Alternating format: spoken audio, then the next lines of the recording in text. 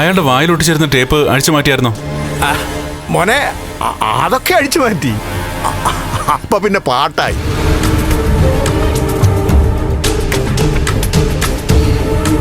അത് വെറും സാധാരണ പാട്ടല്ല, കേൾക്കാൻ കൊള്ളാത്ത പാട്ട്.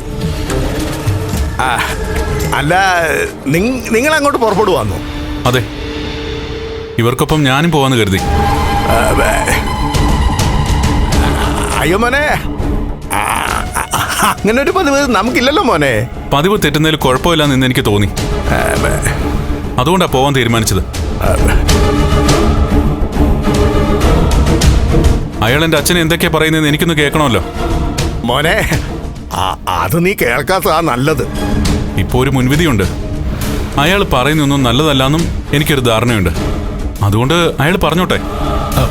അത് കേൾക്കാനായിട്ട് നീ അങ്ങോട്ട് പോകേണ്ട കാര്യമുണ്ടോ കണ്ണാ? ഞാൻ പോവാൻ തീരുമാനിച്ചു.